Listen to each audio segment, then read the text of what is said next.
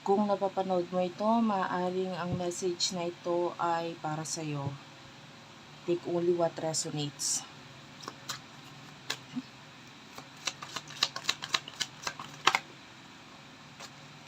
Collective love reading to.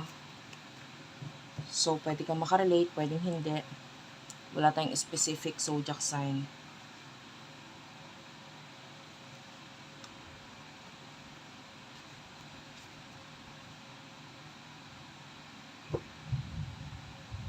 So, ito yung energy mo.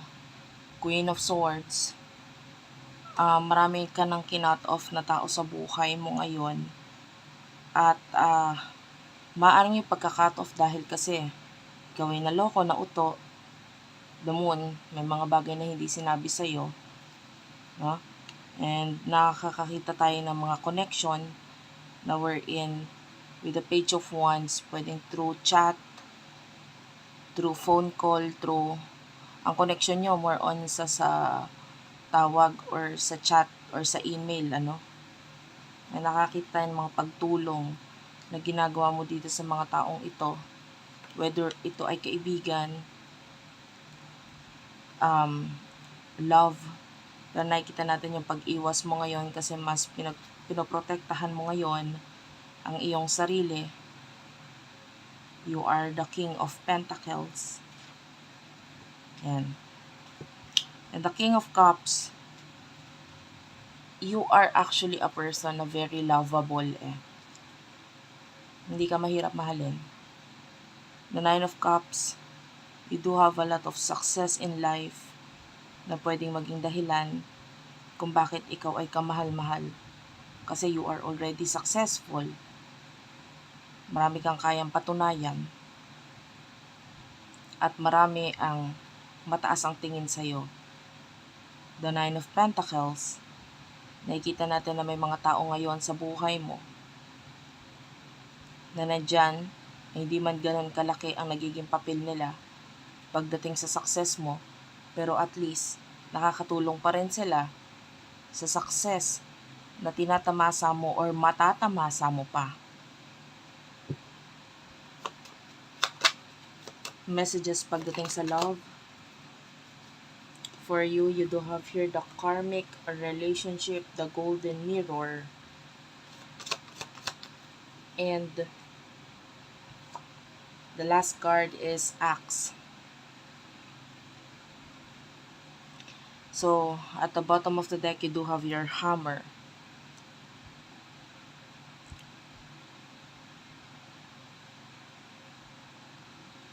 Sa nakikita natin dito, whatever you're letting go in the near future, ay may kinalaman ito sa connection, relationship, and karma. Nakakita ko dito ng separation na soon na possible na mangyari sa'yo dahil mas pipiliin mo ang sarili mo. Maaring itong mga taong ito na tinanggal mo in the past is naging karma na sa'yo.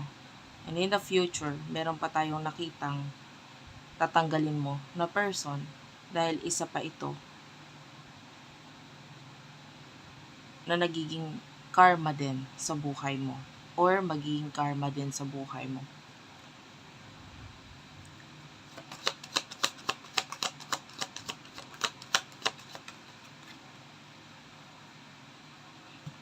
You do have here the addiction, keys on a ring, and twin flame.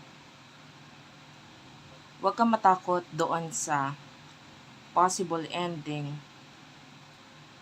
or pagkawala sa karmic relationship dahil hindi mo namamalayan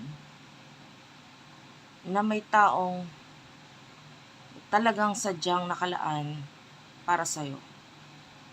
Twin flame is here, so this could be a twin flame. Kailangan nga lang ng desisyon mula sa'yo, mula sa connection na ito. And isa sa mga desisyon na ito ay ang makaalis sa mga kanya-kanyang karma ninyo. So, hindi lang ikaw ang maaaring maka-experience ng karmic relationship, Dahil pati itong person na ito ay nakaka-experience din siya ng karmic relationship niya. And with the heart with the key, the timing is perfect para sa inyong dalawa in the near future. The timing is right. Kung ano man yung mga nangyayari sa inyo, ay dapat lang ninyong ma-experience para matutunan ninyo yung mga lesson na dapat ninyong matutunan sa mundong ito.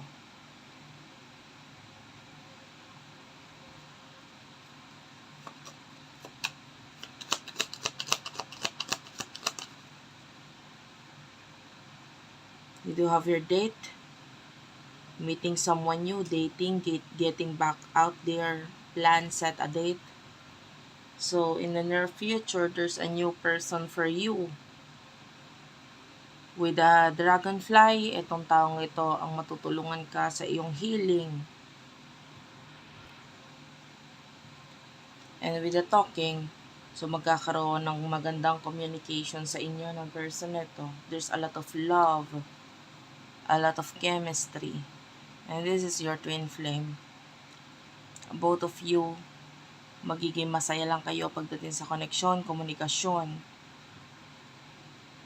Pero, may mga kanya-kanya kayong pagbabago na kailangan pang gawain ngayon.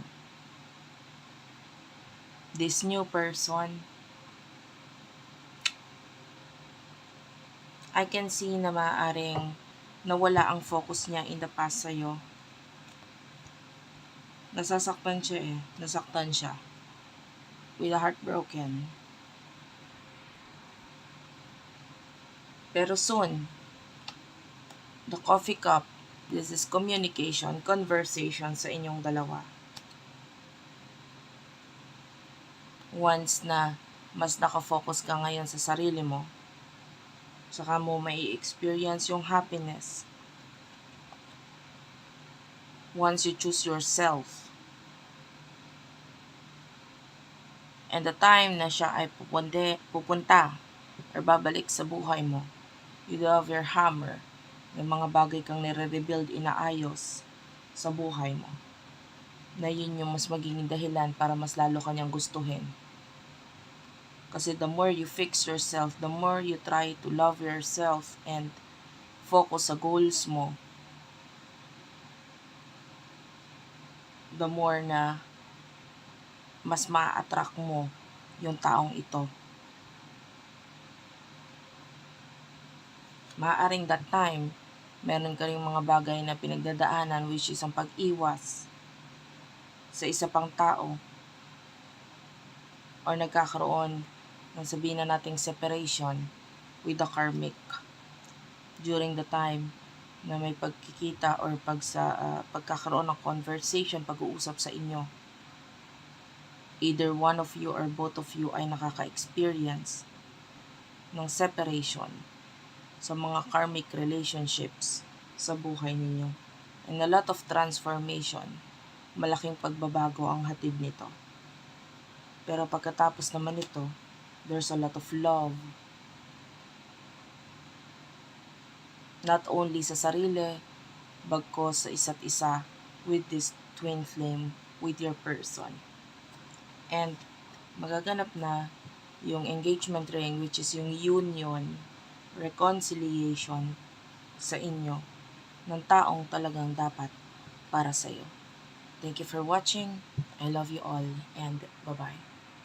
For those of you na gusto magpabook ng personal reading, pumunta ka na lang sa Facebook page namin, Madam P. TikTok shop namin, Unipri, UNIPRI. Diyan ka pwede maka-avail ng mga products sa amin. Kung gusto mo naman sa email, virgophilippines@gmail.com.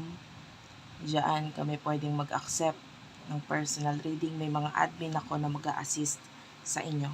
Maraming salamat, ingat po kayo, and I hope na mag-iwan kayo ng comment sa baba. Malaking bagay yan sa akin. Again, I will end this video. I love you all. God bless and bye-bye.